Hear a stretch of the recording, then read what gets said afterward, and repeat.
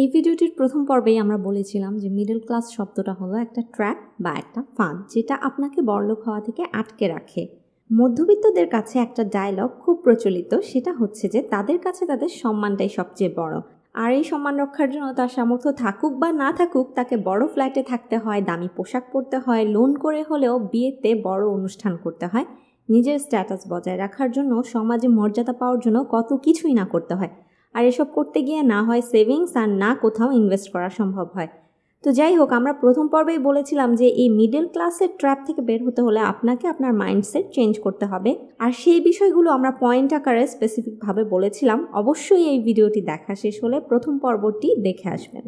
আর আজকের ভিডিওতে আমরা আলোচনা করব step by step financial planning, যেটা ফলো করে আমরা এই মিডল ক্লাস ট্র্যাপ থেকে বের হতে পারবো। আর এই স্টেপগুলো আমি আজকে যেই বইয়ের আলোকে আলোচনা করব সেই বইটার নাম হলো দ্য টোটাল মানি মেকওভার, লিখেছেন ডেভ রামসে।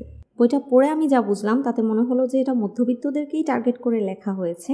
আর এই বইতে ফিনান্সিয়াল ফ্রিডম অ্যাচিভ করার জন্য 5টা স্টেপ বর্ণনা করা হয়েছে। অর্থাৎ আপনি যদি অর্থনৈতিক স্বাধীনতা পেতে চান তাহলে আপনাকে এই স্টেপগুলো একটা একটা করে পার হতে হবে। প্রথম স্টেপটি হলো আপনাকে ইমার্জেন্সি ফান্ড তৈরি করতে হবে। প্রত্যেকটা মানুষের জীবনে এমন কোনো না কোনো সময় আসতে পারে যখন তার ইমার্জেন্সি ক্যাশ টাকার প্রয়োজন হয়। হয়তো কোনো বিপদ বা কোনো দুর্ঘটনা, কোনো আইনি জটিলতা, অথবা আপনার বা আপনার পরিবারের কারো কোনো অসুস্থতা, অথবা ঘরের কোনো অংশ জরুরি ভিত্তিতে রিপেয়ার করা, এরকম অনাকাঙ্ক্ষিত অনেক খরচ আমাদের মাথায় এসে দাঁড়ায়। তখন যেন আপনাকে আপনার সেভিংস অ্যাকাউন্টস থেকে বা আপনার ইনভেস্টমেন্ট থেকে টাকা তুলে সেই খরচটা না করতে হয়, এজন্য প্রথমেই আপনি ইমার্জেন্সি ফান্ড আলাদা করে রাখুন। এই ইমার্জেন্সি ফান্ডটা আপনাকে এক ধরনের মানসিক শান্তি দিবে, আপনাকে নিরাপত্তা দিবে এবং আপনাকে ইনভেস্ট করার জন্য কনফিডেন্স দেবে। ইমার্জেন্সি ফান্ড হিসেবে ডেভ রামসে এখানে $10,000 জমা করার কথা উল্লেখ করেছেন, যেটা বাংলাদেশ বা ভারতীয় টাকায় 1 লাখ টাকার সমান। আরেকটা কথা হলো, এই জমানো টাকাটা কোনোভাবেই আপনি নন ইমার্জেন্সি কোনো কাজে, অর্থাৎ আপনার কোনো শখের জন্য,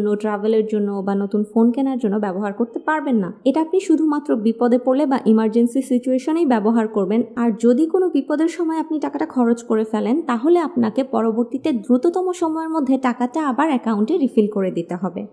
স্টেপ নাম্বার 2, এখানে বলা হয়েছে আপনাকে আপনার লোন বা আপনার ডেট থেকে মুক্ত হতে হবে। মধ্যবিত্তরা যেই খাঁচায় বন্দি থাকে সেই খাঁচাটার যে তালাটা, এই তালাটা হচ্ছে লোন, ডেট বা ধার। ডেভ রামসে এই জন্য বলেছেন যে আপনাকে ফিনান্সিয়াল ফ্রিডম অ্যাচিভের জন্য প্রথমে আপনাকে লোন থেকে মুক্ত হতে হবে। আপনার নামে যদি কোনো লোন না থাকে তাহলে খুবই ভালো কথা, কিন্তু যদি আপনার নামে লোন থাকে তাহলে প্রথমে আপনি একটা তালিকা করুন যে আপনার নামে কি কি লোন রয়েছে এবং কত টাকার লোন রয়েছে।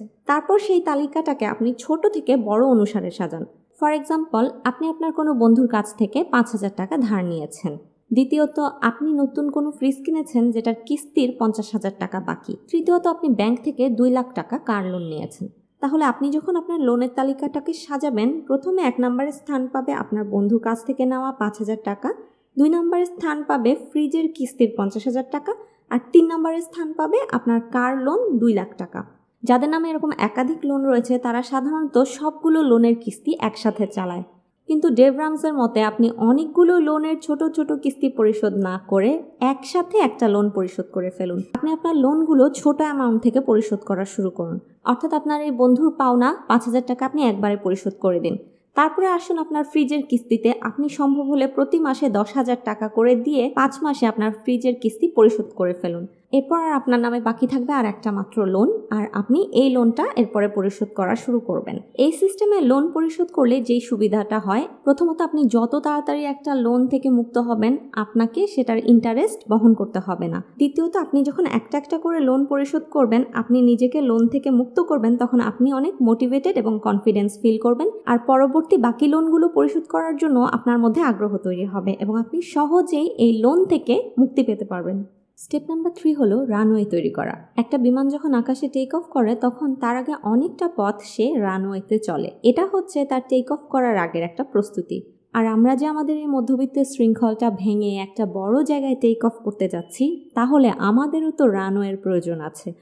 একটা বড় পরিবর্তনের আগে আমাদেরও কিন্তু প্রস্তুতির প্রয়োজন আছে। এই বিষয়টাকেই লেখক বলছেন যে আমাদেরকে টেক অফ করার আগে রানওয়ে তৈরি করতে হবে। এই রানওয়ে তৈরির জন্য আমাদের প্রয়োজন আরেকটা ফান্ড, যেটাকে আমি বলছি সিকিউরিটি ফান্ড। সিকিউরিটি ফান্ড হচ্ছে আপনার চাকরি না থাকলে বা ব্যবসা থেকে প্রফিট না হলেও আগামী 6 মাস যেন আপনি এবং আপনার পরিবার চলতে পারেন এমন পরিমাণ টাকা জমা রাখা। এটার জন্য প্রথমে আপনাকে আপনার প্রতি মাসের খরচ বের করতে হবে, অর্থাৎ আপনার বাজার খরচ, বাসা ভাড়া, পরিবারের অন্যান্য সদস্যদের খরচ, বিভিন্ন বিল সহ হিসাব করে আপনি যেই টাকাটা পাবেন সেটাকে আপনি 6 দিয়ে গুণ করবেন। ধরে নিলাম আপনার প্রতি মাসের খরচ 30,000 টাকা, তাহলে আপনার সিকিউরিটি মানিটা হবে 30,000 গুণ 6 সমান 1,80,000 টাকা। তো এভাবেই প্রত্যেকে তার নিজের জন্য একটা সিকিউরিটি ফান্ড জমা করবেন। এবার আসা যাক স্টেপ নাম্বার 4-এ। আমাদের যখন ইমার্জেন্সি ফান্ড তৈরি হয়ে গেল, আমরা নিজেদেরকে লোন মুক্ত করে ফেললাম, আমাদের কাছে সিকিউরিটি মানি আছে, আমরা রানওয়ে তৈরি করে ফেললাম, তাহলে এখন আমরা পারবো ইনভেস্টমেন্টের জন্য টাকা জমা করতে।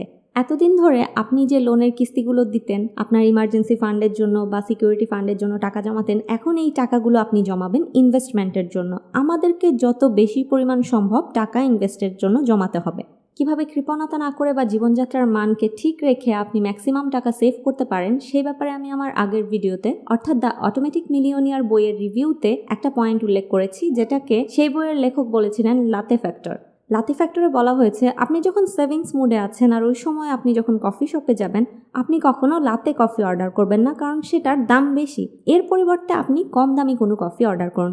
একইভাবে আপনি যখন কোনো রেস্টুরেন্টে যাবেন বা অন্য কোথাও বেড়াতে যাবেন অথবা আপনি কোনো জিনিস কিনতে যাবেন, তখনও আপনি চেষ্টা করবেন যেন আপনি আপনার প্রয়োজনটাকে কম খরচের মধ্যে পূরণ করতে পারেন। আর এভাবে আপনি যে বাড়তি টাকাটা বাঁচাতে পারবেন সেটা হচ্ছে আপনি ইনভেস্টমেন্টের জন্য সেভ করবেন। আপনাকে অবশ্যই টাকা এবং হ্যাপিনেসের মধ্যে ব্যালেন্স করাটা শিখতে হবে। এবার আসি স্টেপ নাম্বার 5-এ। আপনাকে আপনার টাকাটা ইনভেস্ট করতে হবে। আপনি যদি টাকা জমিয়ে ব্যাংকে রেখে দেন, আপনি কখনোই ফিনান্সিয়াল ফ্রিডম অ্যাচিভ করতে পারবেন না। বড় ধরনের ফিনান্সিয়াল অ্যাচিভমেন্টের জন্য আপনাকে অবশ্যই আপনার টাকাটা কোথাও না কোথাও ইনভেস্ট করতে হবে। অনেকেই ভাবেন যে ব্যাংকে টাকা রাখাটা সেফ আর কোথাও টাকা ইনভেস্ট করা মানে হচ্ছে রিস্কি। প্রথম কথা হলো যে ইনভেস্টমেন্ট সবসময় রিস্কি হবেই, এতে কোনো সন্দেহ নেই। কিন্তু এই রিস্ক যেন আপনাকে কোনো বড় ধরনের ক্ষতির মধ্যে না ফেলতে পারে, এজন্য শুরু থেকেই ইমার্জেন্সি ফান্ড তৈরি করা, লোন পরিশোধ করা এবং সিকিউরিটি ফান্ড তৈরি করার কথা বলা হয়েছে।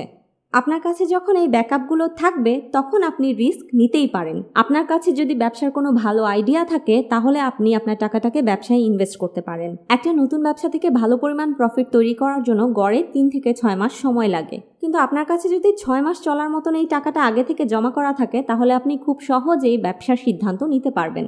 এছাড়া আমরা আমাদের টাকাটাকে শেয়ার মার্কেটে ইনভেস্ট করতে পারি বা মিউচুয়াল ফান্ডে ইনভেস্ট করতে পারি। আপনি খুব সহজেই যে কোনো অ্যাসেট ম্যানেজমেন্ট কোম্পানির সাথে কথা বলে আপনার টাকাটাকে মিউচুয়াল ফান্ডে ইনভেস্ট করতে পারেন। এছাড়া প্রত্যেকটা দেশেই ইন্ডেক্স ফান্ড থাকে, যেমন ভারতে রয়েছে নিফটি 50, বাংলাদেশে রয়েছে DSE 30। আপনি এই ইন্ডেক্স ফান্ডগুলোতেও টাকা ইনভেস্ট করতে পারেন এবং সরাসরি শেয়ার মার্কেটে ইনভেস্ট করার চেয়ে ইন্ডেক্স ফান্ড বা মিউচুয়াল ফান্ডের মাধ্যমে টাকা ইনভেস্ট করা অনেকখানি নিরাপদ। তবে একটা কথা মনে রাখতে হবে যে যেখানে রিস্ক যত বেশি, প্রফিটের পরিমাণও তত বেশি। তাই আপনার যদি শেয়ার মার্কেট সম্পর্কে ভালো ধারণা থাকে আপনি শেয়ার মার্কেটে টাকা ইনভেস্ট করতে পারেন, এবং ব্যবসার প্রতি যদি আপনার আগ্রহ থাকে এবং ভালো ধারণা থাকে তাহলে সরাসরি নিজস্ব কোনো ব্যবসায় আপনি টাকা ইনভেস্ট করতে পারেন। আজকের ভিডিওতে বলা দ্য টোটাল মানি মেকওভার বইয়ের এই 5টি পয়েন্ট যদি আপনারা স্টেপ বাই স্টেপ ফলো করেন তাহলে ইনশাআল্লাহ আপনারা ফিনান্সিয়াল ফ্রিডম অ্যাচিভ করতে পারবেন এবং আপনাদের অবস্থাকেও পরিবর্তন করতে পারবেন। ভিডিওটি ভালো লাগলে আপনার ফ্রেন্ডস এবং ফ্যামিলির সাথে শেয়ার করবেন, লাইক কমেন্ট করে আমাদেরকে উৎসাহ দিবেন, আর ফিনান্সিয়াল অ্যাডভাইস এবং ফিনান্সিয়াল বুক রিভিউর জন্য সাবস্ক্রাইব করে আমাদের সাথে থাকবেন। Thank you.